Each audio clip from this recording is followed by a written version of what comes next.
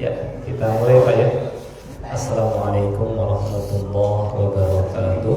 Waalaikumsalam warahmatullahi wabarakatuh. Alhamdulillahilladzi arsala rasulahu bil huda wa dinil haqq liyudhhirahu 'alad dini kullih wa kafaa billahi shahida. Asyhadu an la ilaha illallah wahdahu la syarika lah wa asyhadu anna Muhammadan 'abduhu wa rasuluh la nabiyya wa la rasula ba'dah. Allahumma salli wa sallim ala nabiyyina Muhammad wa ala alihi wa sahbihi wa man tabi'a hudah ila yaumil qiyamah, amma ba'd. Pertama kita panjatkan puja dan puji syukur kehadirat Allah Subhanahu wa taala yang terus melimpahkan kepada kita semua nikmat-nikmatnya. Muhammad sallallahu alaihi wasallam, kepada keluarganya, para sahabatnya dan orang-orang yang mengikutinya hingga hari kiamat. Seperti biasa pada malam Sabtu pada salat maghrib sampai isya, insyaallah kita mempelajari tafsir ayat per ayat ya, secara berurutan, dan kita masih di surah Al-Baqarah. Dan sekarang a'udzu billahi minasyaitonir rajim. Silakan. A'udzu billahi minasyaitonir rajim. Wa idh wa'adna Musa 40 lailatan thumma ittakhadtumul 'ijla min ba'dihi.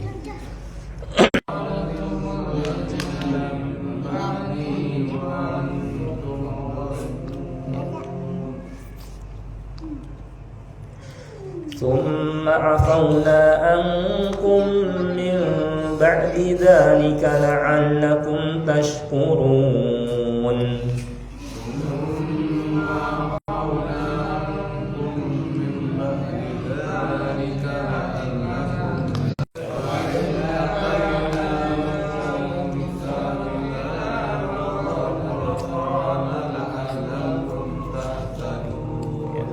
Hanya dua harakat. Wa idh atayna Musal kitaba wal furqana la'anya dari ain tengah-tengah la'allakum tahtadun. Coba.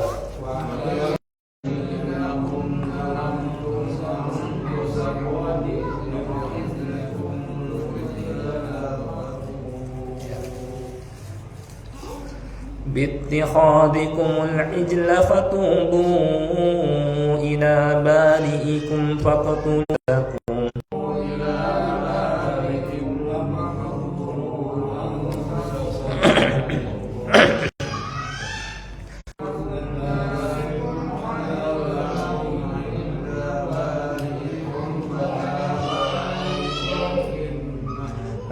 Innahu huwat tawwabur rahim.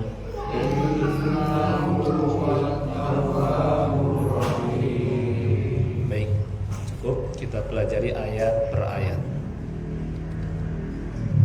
Ayat 51. Patung anak sapi ya. Jadi Bani Israel sepeninggal Nabi Musa alaihissalam, ketika Nabi Musa menghadap Allah Subhanahu wa taala untuk menerima kitab Taurat, ya, Bani Israel malah menyembah patung anak sapi yang dibuat oleh siapa? Samiri. Ya, jadi ceritanya setelah mereka melintasi Laut Merah, ya, kemudian bawa perhiasan dari Mesir, Samiri merasa, dan ini terjadi ya pada bulan Dzulqa'dah ya secara penuh. Jadi Nabi Musa alaihissalam berangkat di bulan Dzulqa'dah. 1 bulan 30 hari kalau secara penuh, ditambah 10 hari pertama bulan Dzulhijjah. Jadi totalnya 40 hari. Nah, ketika ini terjadi setelah mereka lolos dari kejaran Firaun, dan jadi beliau menghadap Allah Subhanahu wa taala ya untuk menerima kitab Taurat. Ini ketika itu Bani Israel nggak sabaran. Ya, nggak sabar. Mereka malah menyembah patung anak sapi yang dibuat oleh Samiri. Baru selesai dari diselamatkan dari laut ya, penenggelaman, Allah Ta'ala menerima kitab Taurat ya. Nah, ayat ini juga menunjukkan bahwa kitab Taurat ini diturunkan setelah mereka diselamatkan dari Firaun dan bala tentaranya. Jadi kapan kitab Taurat diturunkan oleh Allah Subhanahu wa taala kepada Nabi Musa? Setelah Nabi Musa dan Bani Israel selamat dari kejaran Firaun. Jadi setelah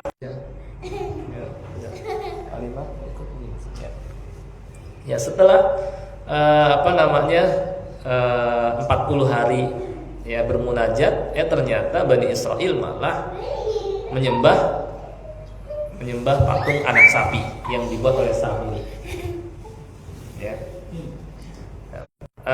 Min ba'dihi, setelah kepergian, yakni kepergian Musa alaihissalam bermunajat kepada Allah, wa antum dzalimun, sedangkan kalian karenanya menjadi orang yang zalim.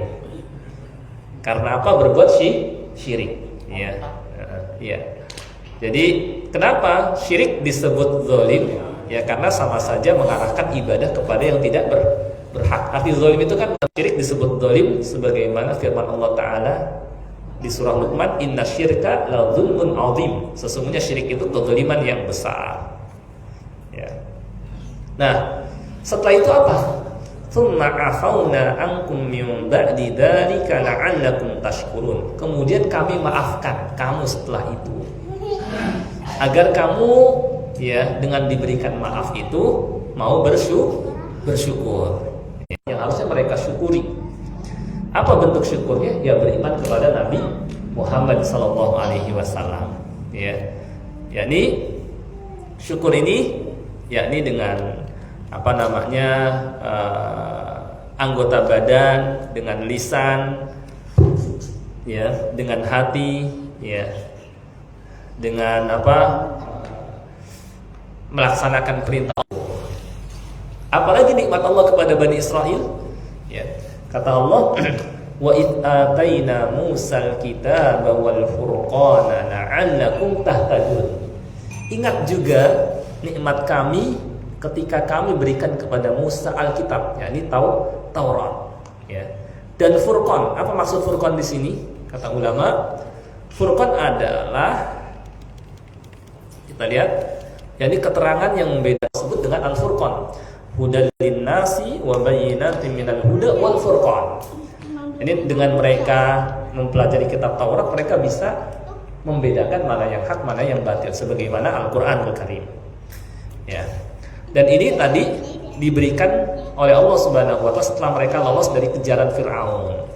Ya, sebagaimana diterangkan surah Al-Qasas, dia dimaafkan berulang kali. Jadi Allah Subhanahu wa taala sudah terus mengajak mereka bertobat. Ya, diharapkan mereka mau bersyukur. Ya. Faedahnya dengan disebutkan ini juga di samping harapannya mereka mau bersyukur, beriman kepada Nabi Muhammad SAW, karena mereka tinggal di Madinah, tempat hijrah Nabi SAW, menjadi kali lah istilahnya nggak beriman kepada Nabi Muhammad SAW, padahal sudah mengetahui. Nah, la'allakum tahtadun, agar kamu memperoleh petunjuk. Dengan Allah Subhanahu wa taala turunkan kitab Taurat dan Furqan, yakni kitab Taurat itu. Maksudnya apa? Ini kesimpulannya, berarti kesimpulan diantaranya bahwa mengingat nikmat ini membantu seseorang bersyukur. Ya. Dan syukur inilah tujuan dari mengingat nikmat. Wa'id dan ingatlah. Gitu ya. Yang kedua, pelajaran lainnya adalah Allah Ta'ala menguji hamba-hambanya, ya, karena hikmah yang dalam. Oleh karena tidak boleh, ya, Allah tinggikan derajatnya, yang amalnya kurang jadi tinggi, ya, dan membuatnya sadar daripada terus-menerus berbuat maksiat ketika diberikan nikmat, dan hikmah-hikmah yang lain. Kemudian pelajaran lainnya adalah syirik merupakan kezaliman, ya, karena mengarahkan ibadah bukan kepada yang berhak. Pelajaran lainnya adalah pengutusan para rasul dan penurunan kitab tadi disampaikan. Jadi sementara di beberapa ayat ini Allah Subhanahu wa taala sebutkan nikmat-nikmat agar kita agar mereka Bani Israel terutama bersyukur, ya. Dan kemudian mereka mau beriman kepada Nabi Muhammad sallallahu alaihi wasallam. Ya. Silakan, mungkin ada yang mau kita ini dulu, kita perluas dulu. Ya, silakan. Pada saat kalau Nabi Muhammad secara berangsur bertahap, Bertahap, betul. Malaikat Jibril, bagaimana prosesnya? Taurat gimana? Betul. Nah ini penting sekali. Nah inilah faedahnya ada diskusi. Jadi kita menambah wawasan. Jadi perbedaan penurunan kitab kepada Nabi Musa alaihissalam dengan kepada Nabi Muhammad sallallahu alaihi wasallam. Kalau kepada Nabi Muhammad sallallahu alaihi wasallam berangsur-angsur dalam 23 tahun, ya, dari mulai tercatat. Wallahu a'lam bentuknya seperti apa. Karena ketika Nabi Musa alaihissalam balik menemui Bani Israel, beliau terpaksa lepas, lempar, bukan lempar dalam arti membuang, karena marah melihat Bani Israel nyembah patung di apa namanya, karena marah dilepaslah laut itu. Laut itu modelnya kayak semacam papan-papan atau tipis gitu, mungkin buat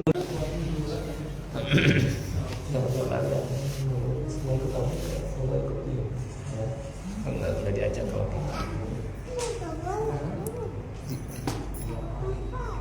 Takut Ibrahim bahasa. Nah kita lihat misalnya wa alqal alwah, karena melihat alwah itu jamak dari kata lauh. Lauh itu artinya, kita lihat kalau di bahasa ininya ya, terjemahan Al-Quran itu 150 berupa apa ya. Kita lihat ayat 150, ya kan, Al-A'raf 150, Al-Quran Al-A'raf ayat 150,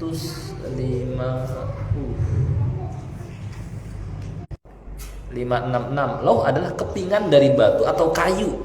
Jadi tempat dituliskan wahyu Taurat berupa kepingan batu atau kayu yang tertulis pada isi Taurat yang diterima Nabi Musa setelah bermunajat di Gunung Tursina.